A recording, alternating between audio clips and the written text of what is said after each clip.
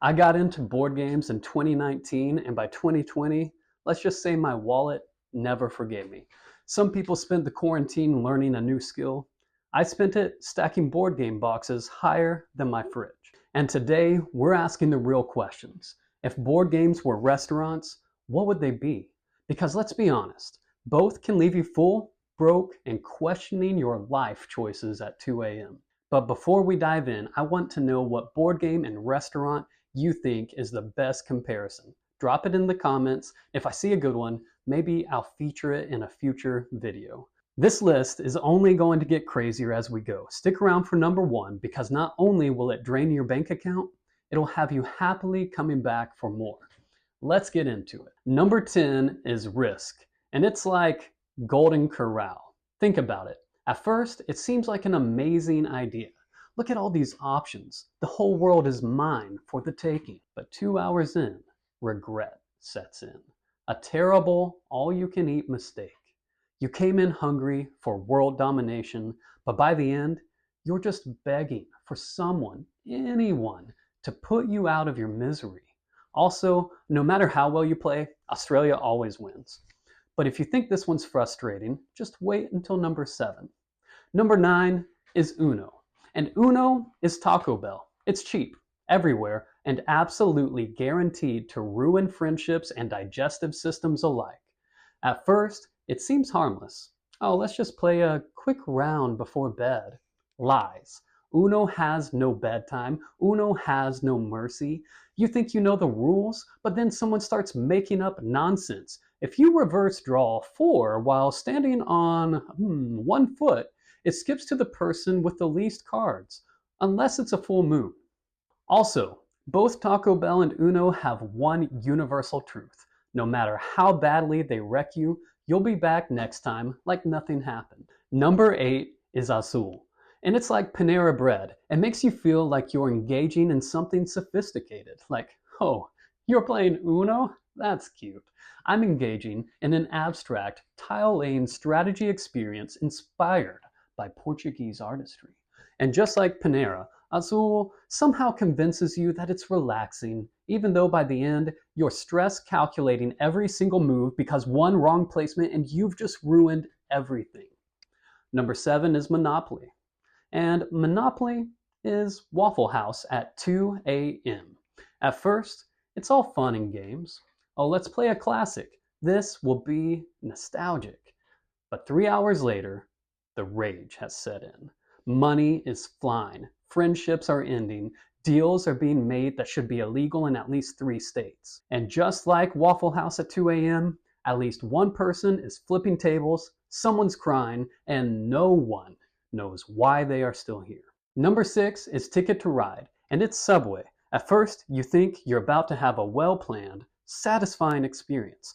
You're in control. You pick your routes. You pick your paths. This is going to be great. And just like Subway, you realize this is not going how you expected.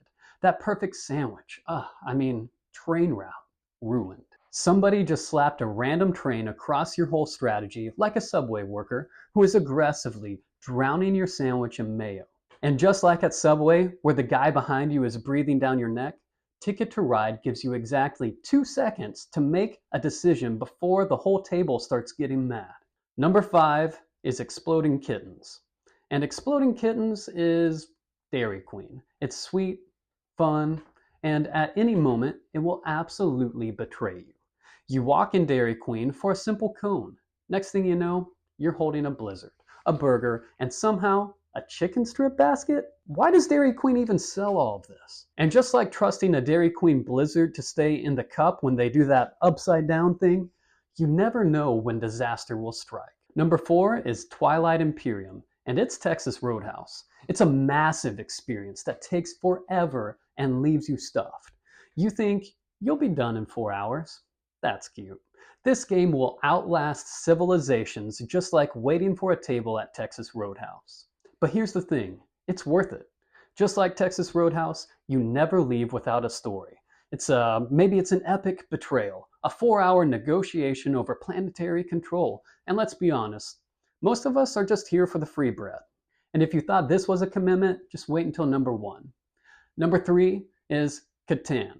And it's McDonald's. It's everywhere. It's iconic, and it's probably the first thing that comes to mind when you think of board games. Just like McDonald's, everyone has tried it at least once. Some people love it, some tolerate it, and some refuse to ever touch it again after a particularly brutal experience. Catan also has that same ability to make you feel like a genius one minute and a complete fool the next. You walk in thinking you've got a strategy, and then suddenly you are sitting there with a roadblock, 0 settlements, and nothing but a big old pile of sheep. And like McDonald's, it has extremely loyal fans who will defend it to their last breath, even when there are clearly better options out there. Yeah, I said it. Number 2 is Gloomhaven, and it's essentially the Cheesecake Factory because it's massive, it's overwhelming, and somehow you're never actually done with it. The moment you open the box, you are hit with a small mountain of cardboard and a rule book the size of a college textbook.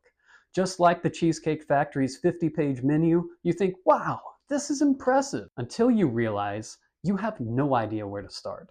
And now the whole table is stressed. You wanted a fun game night, not a part-time job. You came for a quick dungeon crawl, and now you're tracking character retirement plans like a financial advisor.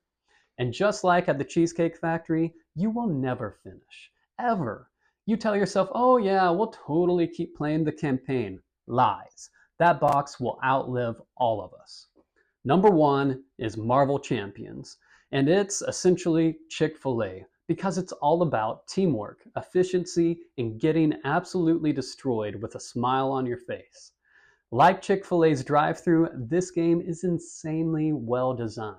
Everything runs smooth, the combos feel great, and when it's working, you feel unstoppable. And just like Chick-fil-A's menu, you will keep spending more than you planned. You thought you were just picking up a core set, and then you have an expansion pack. Then you have a hero deck. Now you're explaining to your spouse why the mortgage is late, all while the game says, my pleasure. And there you have it. If you're thinking, wow, now I just want to play a good board game, I've got you covered. Check out my top 10 board games right here. You might just find your next favorite game.